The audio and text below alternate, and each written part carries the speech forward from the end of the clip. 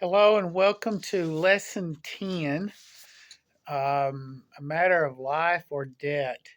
I'm recording a day late today, this week, because my wife and I have been out of town. We went to Honolulu for our 41st wedding anniversary and got home last night about midnight. Got in bed about 1 o'clock in the morning after getting all our luggage out of the truck and getting situated. But I'm glad to be back in town and glad to be with you today.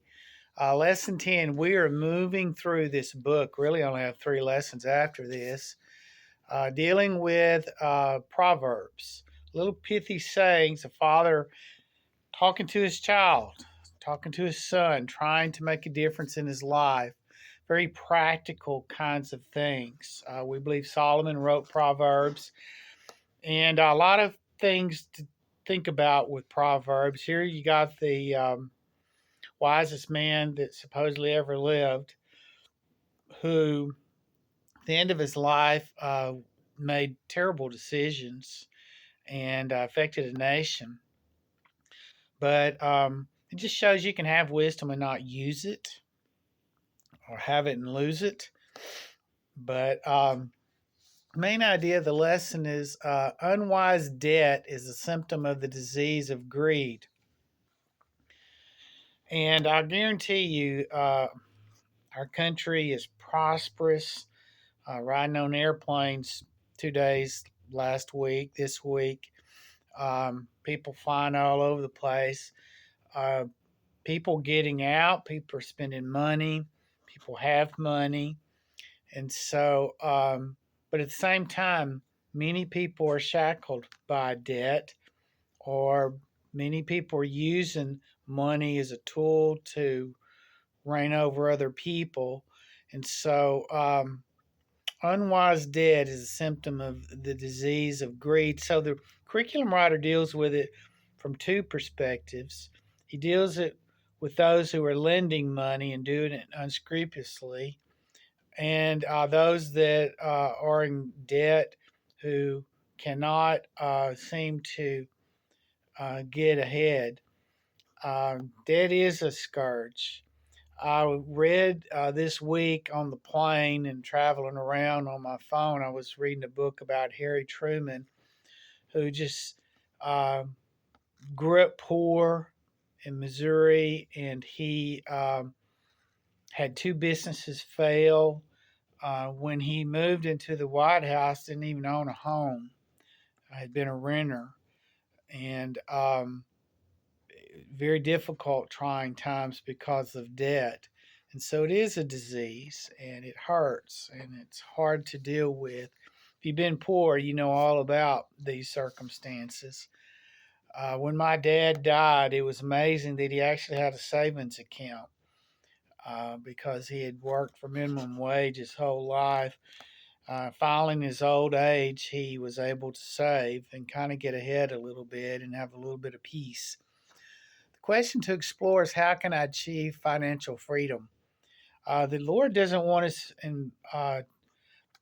tangled up in anything that takes away our freedom, and debt can do that. So we live in a day, as an introduction, we live in a day where everything's expensive, and most of us are worried about our finances.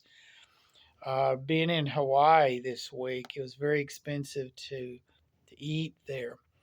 Um, we tried to ride Ubers instead of renting a car, and it was according to time of day how expensive it would be, but very expensive to go and do things like that. And most people are worried about their finances, and for good reason. Second thing by introduction is, young or just trying to keep their kids fed and in clothes, or the old are just saving and hoping their money lasts as long as they do. I'm kind of in that second group, trying to save, and it's difficult. Everything's so expensive. Having some windows fixed in my home, and a lot cheaper to fix them than replace them. Trying to stay ahead of it so that I don't get old and everything in my house is broken down. And um, most of us worry about um, outliving our money, and outliving our retirement savings. So right now, man, most people in their 50s don't even have a retirement plan, and that's not good. If you live long enough and you're blessed, that will eventually become a problem. Third point, by way of introduction, the truth is we should only spend what we have and save the rest for a rainy day or retirement. Um, it's hard to do in this economy, but you only spend what you have. Our church has kind of been dealing with that. Um, we have months where we spend more than we take in, but you can't just keep doing that. Same thing in our homes. I don't think the lesson is about not having any debt. I think that it's that's probably not realistic. I know Dave Ramsey, which I believe in his material, have taught it before. Would love for us to not have a mortgage, but I'm not sure how realistic that is in this day. And I think it is about balance, living within your means, and living in such a way that you're able to save. And I've seen both sides of that. Finally got my kids raised, got them through college, got them married. Um, it was hard, and it was hard to save, and especially when you're a child of poor parents. Um, it was hard to get ahead. So that's kind of what the lesson is about today. Let me read the text. It's only one verse. Another one of these. It must be a thing with Proverbs. These one verse Sunday school lessons. It's Proverbs 22:7. The rich rules over the poor. It's not a good thing. He's condemning that. And the borrower becomes the lender's slave. And he's not for that either. And so I think the lesson is criticizing those who are unscrupulous in their business dealings with the poor. Bible has a lot to say about those kinds of things, more than you would think. But it's also speaking to all of us as to how we live and staying out of debt and just living as frugal as you can. Boy, I tell you, I do that, try to practice that, trying to save. Um, you know, um, it's not an easy thing to do, but I can remember when debit cards first came out. I started using a debit card because it seemed like if I had cash in my pocket, by the end of the week, I wouldn't have cash in my pocket, and I didn't really know where it all went. So I started using a debit card to be able to track my spending. And I have a real budget.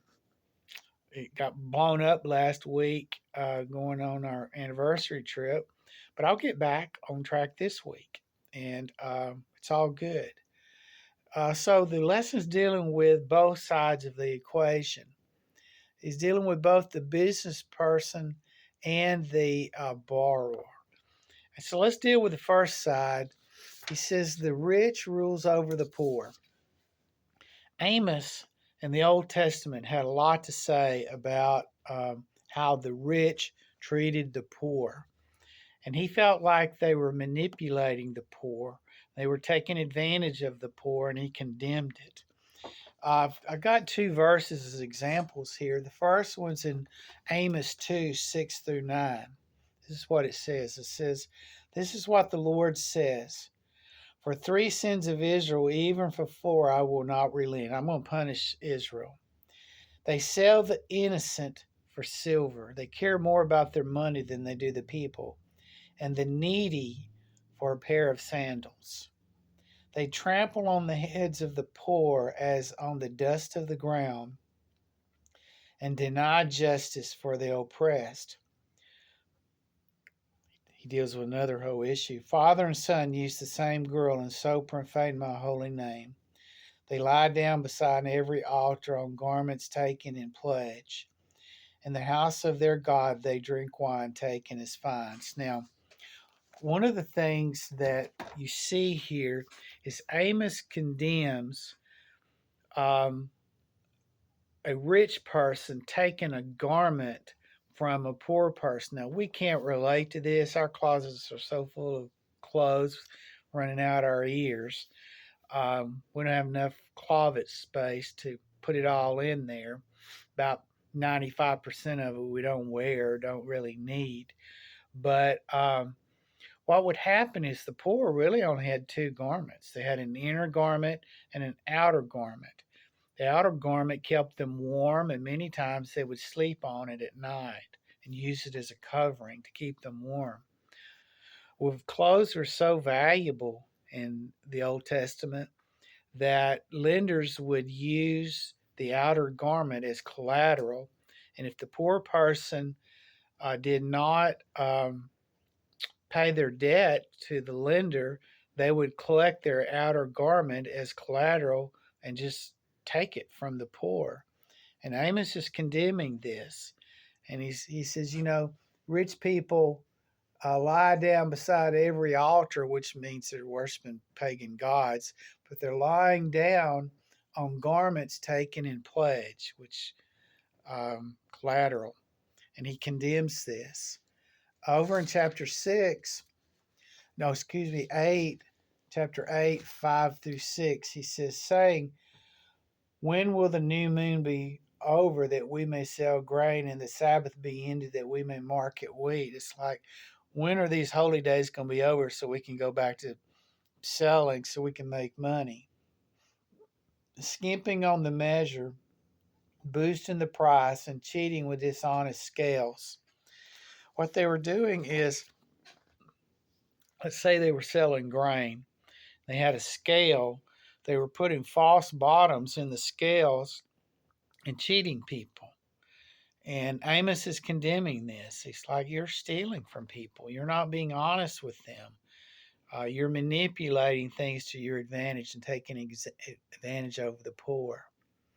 So he's condemning the lender. That's the first half of the verse. The second half of the verse, he says, the borrower becomes the lender's slave.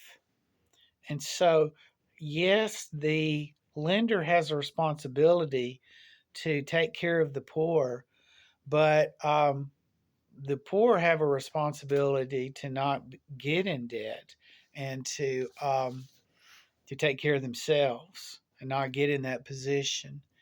Hebrews 13:5 says, keep your lives free from the love of money and be content with what you have.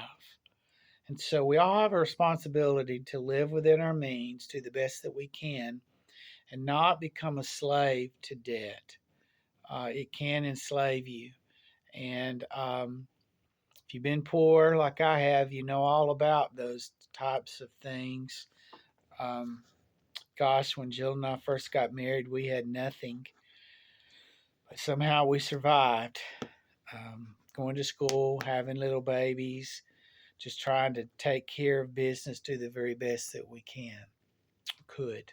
Still doing that. So here's the truths of the lesson. The first one is both the person loaning the money and the borrower needs to be people of integrity. It's a two-sided street. Second truth is we should try to live debt-free. It's a hard thing to do in this age. It's hard to just go buy a car and pay for it, especially today. Most of us have a mortgage, but we need to do our best to stay out of debt and live debt free as we can and be frugal. I think that's really the point of the lesson is live and be frugal. It's amazing what you can get by with and not have and be okay. The last truth is the love of money can enslave us. Jesus doesn't want us to be enslaved to anything, especially things like that. And so let's work together and try to live within our means and be good to people and not mistreat people, but but be frugal and save. We all know a rainy day will probably come sometime down the road. Let me pray with you this morning. Jesus, we love you. We love each other. Lord, just bless us. Thank you providing everything that we really need. Help us to be frugal, to live within our means. Help us to have enough to share. We love you. We trust you. In your name I pray. Amen. God bless you. Got a lot of work to do today. Hard to leave and come back. Have a great week.